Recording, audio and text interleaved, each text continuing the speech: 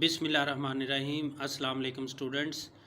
10th का lecture है और चैप्टर नंबर 10 आज हमने शुरू करना है। कल हमने 9 चैप्टर ख़त्म कर दिया था, उसके क्वेश्चन आंसर भी हमने कर लिए थे। तो चैप्टर 10 है ए वर्ल्ड विदाउट बुक्स, किताबों के बग़ैर दुनिया। यानी इसमें राइटर कहता है कि इस दुनिया में अगर किताबें ना होती तो ये दुनिया कैसे होती। पैराग्राफ नंबर 1 है इसमें, आज हमने जो रीडिंग करनी है। और सबसे पहले वर्ड मीनिंग देखते हैं हम। आयरिश का मतलब होता है आयरलैंड का, यानी आयरलैंड का जो रहने वाला बाशिंदा है उसे आयरिश कहते हैं। जैसे पाकिस्तान में रहने वाले को पाकिस्तानी कहते हैं, इसी तरह से आयरलैंड के बाशिंदे को आयरिश कहते हैं। रिकाउंट का मतलब होता है सुनाना, बयान करना, यानी कोई कहानी या कोई किस्सा सुनाना, रिकाउंट। स्टर्न का मतलब होता है सख्त, तना हुआ, स्टर्न सख्त, तना हुआ। कंसंट्रेशन, कंसंट्रेशन का मतलब है तवज्जो, इन्हमाक। इन्हमाक का मतलब होता है पूरी तवज्जो से, पूरी तरह से डूब के किसी चीज़ का मुतालिया करना या कुछ सोचना कंसंट्रेशन कहलाता है। एट टाइम्स, बाज़ औक़ात। एट टाइम्स का मतलब बाज़ औक़ात। फ्रस्ट्रेशन, मायूसी, फ्रस्ट्रेशन मायूसी। बीम, तमतमाना, यानी सुर्ख हो जाना, तमतमाना खुशी से। इट डज़ नॉट मैटर, इससे कोई फ़र्क नहीं पड़ता।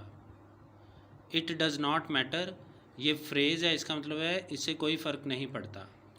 वेदर आया के, वेदर आया के। रेवलेशन, रेवलेशन का मतलब होता है इंकिशाफ होना, किसी चीज़ का पता चलना, कोई चीज़ रिवील हो जाना, अनफोल्ड होना, इंकिशाफ होना।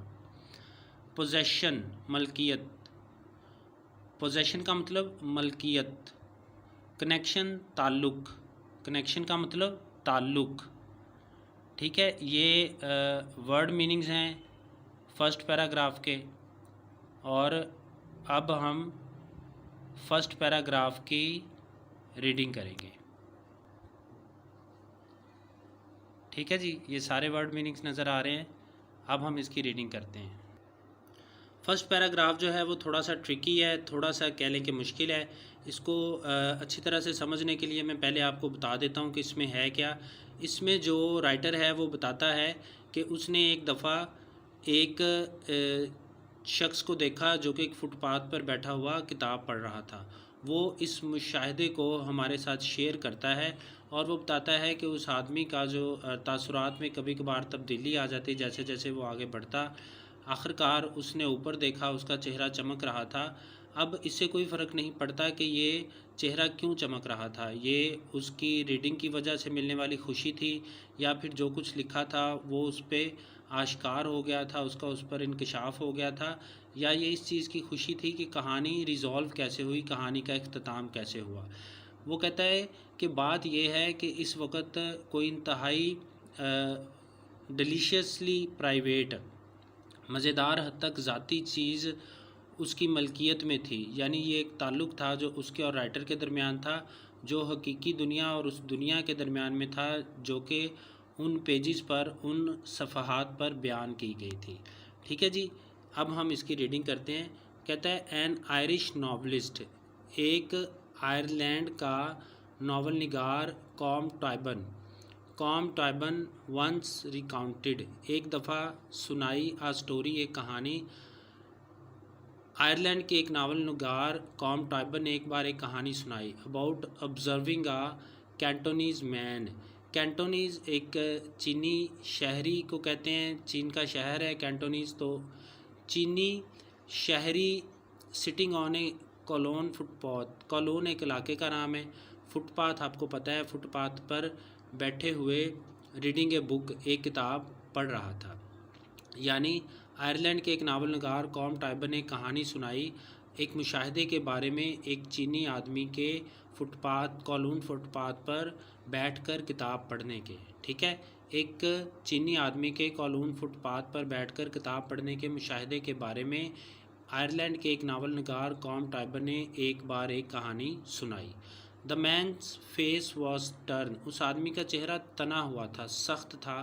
विद कंसंट्रेशन, इन्हमाक की वजह से, यानी जिस तवज्जो से वो शख्स वो किताब पढ़ रहा था उसकी वजह से उसका चेहरा सख्त था, तना हुआ था। And his finger tracing the line, और उसकी उंगली उस सतर पर चल रही थी। बीइंग रेड, जिसको पढ़ा जा रहा था। होता है ना कि एक लाइन को पढ़ते हुए उस पर उंगली रख के साथ साथ चलाना, तो इस तरह उस आदमी की उंगली पढ़ी जाने वाली सतर का पीछा कर रही थी। एट टाइम्स, बाज़ का the man's expression would be disturbed, उस आदमी के तासुरात में खलल पैदा हो जाता। डिस्टर्ब का मतलब खलल पैदा होना, एक्सप्रेशन का मतलब तासुरात। बाज़ का उस आदमी के तासुरात में खलल पैदा हो जाता। इन फ्रस्ट्रेशन, मायूसी की वजह से। एट हिज प्रोग्रेस, जैसे जैसे वो आगे बढ़ रहा था, यानी जैसे जैसे वो उस किताब को पढ़ रहा था तो बाज़ औक़ात उसके तासुरात में मायूसी की वजह से खलल पैदा हो जाता। फाइनली, आखिरकार, the reader looked up at the sky. Reader का मतलब कारी, काफ नुक्तों वाली से, कारी पढ़ने वाले को कहते हैं। तो आखिरकार उस कारी ने looked up at the sky, ऊपर आसमान की तरफ देखा। While his face was beaming, जबकि उसका चेहरा तमतमा रहा था, चमक रहा था। आखिरकार उस आदमी ने ऊपर आसमान की तरफ देखा जबकि उसका चेहरा तमतमा रहा था। इट डज़ नॉट मैटर, इससे फ़र्क नहीं पड़ता। Whether it was because of sudden Joy, कि ये अचानक मिलने वाली खुशी थी। With the act of reading, पढ़ने के अमल से। यानी उसका चेहरा क्यों तमतमा रहा था, कहता है इससे फ़र्क नहीं पड़ता कि ये पढ़ने के अमल से, मुतालिया के अमल से मिलने वाली अचानक खुशी थी, और रेवलेशन, या ये इंकशाफ था। फ्राम व्हाट वाज रिटन, जो कुछ लिखा हुआ था, यानी जो कुछ लिखा हुआ था वो उस पर आश्कार हो गया था, उसे उसकी समझ आ गई थी, ये इस वजह से खुशी थी। और डिलाइट, या ये खुशी थी at how the story resolve, कि कहानी का इख्तिताम कैसे हुआ। ठीक है, यानी कहता है आखिरकार कारी ने ऊपर आसमान की तरफ देखा जबकि उसका चेहरा तमतमा रहा था, और इसे कोई फ़र्क नहीं पड़ता कि ये अचानक मुतालिया के अमल से मिलने वाली अचानक खुशी की वजह से था, या जो कुछ लिखा था उसके इंकशाफ की वजह से था, या फिर ये खुशी थी कि कहानी का इख्तिताम कैसे हुआ। द पॉइंट इज़ दैट, बात ये है, ही वॉज इन पोजेशन, वो पोजेशन में था, मलकियत में था, ऑफ समथिंग डिलीशियसली प्राइवेट, समथिंग कुछ, डिलीशियसली मज़ेदार, प्राइवेट ज़ाती चीज़। इस वक्त उसकी मलकियत में कोई मज़ेदार ज़ाती चीज़ थी। अ कनेक्शन, एक ताल्लुक़, between him and the writer, उसके और मुसन्नफ़ के दरमियान, यानी जिस मुसन्नफ़ की वो किताब पढ़ रहा था उसके और मुसन्नफ़ के दरमियान ये एक ताल्लुक़ था जो कि इंतहाई मज़ेदार ज़ाती मलकियत बन चुकी थी उसकी। Between the real world and the world, हकीकी दुनिया, and the world described upon the pages, और वो दुनिया जिनको बयान किया गया था सफ़हात के ऊपर।